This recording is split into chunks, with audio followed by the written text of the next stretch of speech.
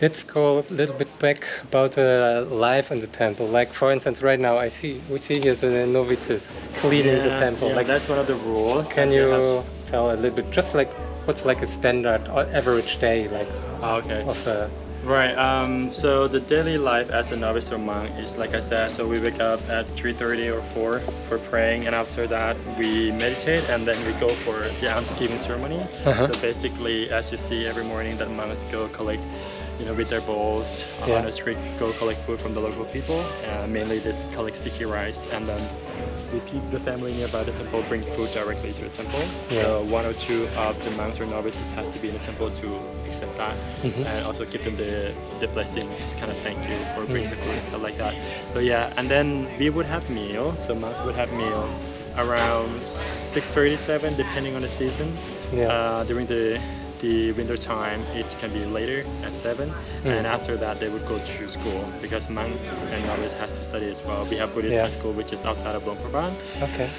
And then after school they come back around 4 p.m. I think today is Sunday, that's why they're all here.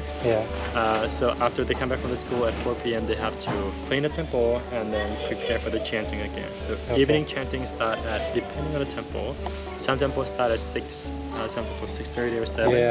And it lasts temple for like, at my co-working space is around 6. And it lasts for half an hour or 1 hour, depending on during the Buddhist holiday. Can be longer.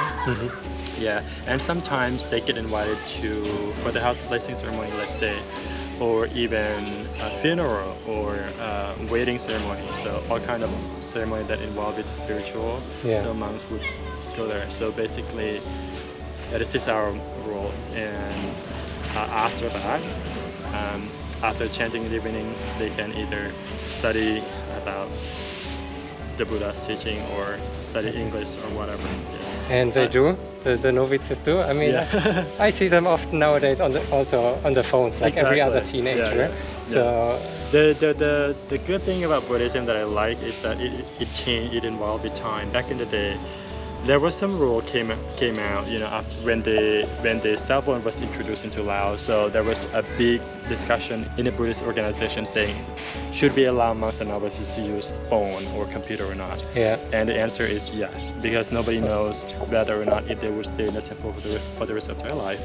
So by learning to use technology is good for them. Let's say they leave the temple so they know how to use it. Like you using an iPad. Exactly. But don't be too how can I say, don't be too tempted that you become addicted to it and become lazy sometimes. You just don't want to do anything, just want to use yourself more, and that's something that monks would not like it. Would there be also like a punishment, like if like the elderly see that one of the novices are getting addicted or using the phone too much or something? Absolutely. If that happened, the novice would get his phone taken away.